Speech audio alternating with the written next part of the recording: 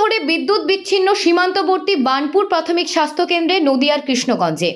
Hospital এমন একটি গুরুত্বপূর্ণ কেন্দ্র যেখানে বিদ্যুৎ সরবরাহ সবসময় সচল রাখা অত্যন্ত জরুরি।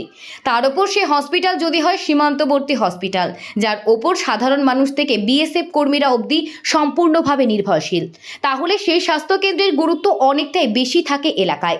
তেমনই একটি সীমান্তবর্তী হাসপাতাল হলো নদিয়ার কৃষ্ণগঞ্জের বার্নপুর প্রাথমিক স্বাস্থ্যকেন্দ্র। সীমান্ত এলাকায় এটি একটি গুরুত্বপূর্ণ হাসপাতাল। এই হাসপাতালে 3 দিন ধরে বিদ্যুৎ বিচ্ছিন্ন রয়েছে।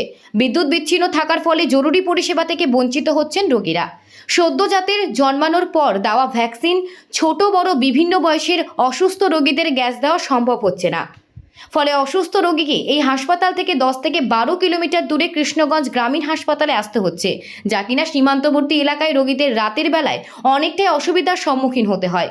সীমান্ত লাগোয়া গ্রামগুলিতে এমনিতেই রাতের বেলায় বাড়ি থেকে খুব একটা মানুষ বের হয় না, সেই জন্য যানবাহন সেরকমভাবে পাওয়া যায় না।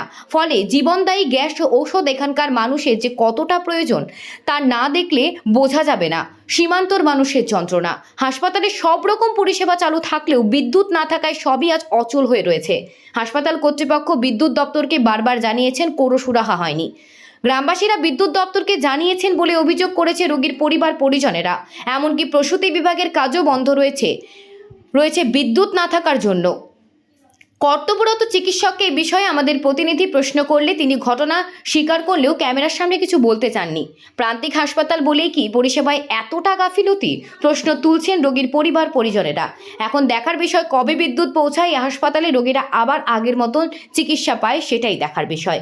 বিদ্যুৎ না থাকার ব্যাপারে স্থানীয় রোগী পরিজনরা আমাদের ক্যামেরার সামনে ক্ষোভ উগরে দেন। হসপিটালে কতদিন ধরে কারেন্ট নেই? হসপিটালে কতদিন ধরে কারেন্ট নেই। এবার আমরা এসেছি ডাক্তারের কাছে, এখনও গরম, ডাক্তারবাবুর একটু অসুবিধা, ফ্যানও চলছে না, এমনি অসুবিধা, যত লোক আসছে সবারই এমনি অন্ধকার, বাড়িতেও কারেন্ট নেই, সারা বার্নপুরেই কারেন্ট নেই। আপনি কি সমস্যা নিয়ে এসেছেন? আমি ডাক্তার দেখাতে এসেছি ঠান্ডার জন্য, জ্বরের জন্য। আপনার কি নাম? নাম অঞ্জলি দাস। কোথায় বাড়ি? বার্নপুর। হসপিটালে কতদিন ধরে কারেন্ট নেই? হসপিটালে অ্যাকচুয়ালি তো ওই ঝড় বৃষ্টির জন্য বেশ কিছু ধরে কারেন্ট থাকছে না। এবার ঘটনা হচ্ছে পেশেন্টরা বা সবাইয়ের খুব অসুবিধা হচ্ছে। হ্যাঁ, এই কারণে এখন এই যে গরমে থাকা যাচ্ছে না, ডাক্তার দেখতে অসুবিধা, প্রতিটা মানুষেরই অসুবিধা হচ্ছে এখানে। আপনি কি সমস্যা নিয়ে এসেছেন? আমি আমার পায়ে চোট হয়েছে, তার জন্য এসেছি। আচ্ছা, খুবই অসুবিধার মধ্যে পড়ে আছে। তো অসুবিধার মধ্যে তো আছি না। আপনার নাম? রবীন্দ্রনাথ দাস। বার্নপুর হসপিটালে কতদিন ধরে বিদ্যুৎ নেই? 2 দিন। কি সমস্যা হচ্ছে এখানে? একটু হাওয়া হলেই বিদ্যুৎ চলে যায় এখানে। সমস্যাটা কি হচ্ছে? সমস্যাটা ভোগান্তি হচ্ছে সাধারণ মানুষের।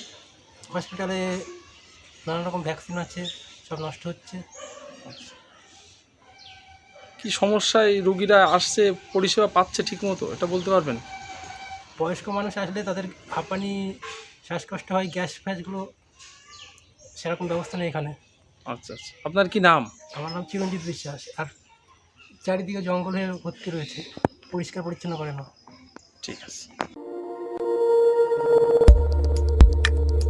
দেখতে থাকুন নিউজ প্রাইম টাইমস, আপনাদের সাথে, আপনাদের পাশে।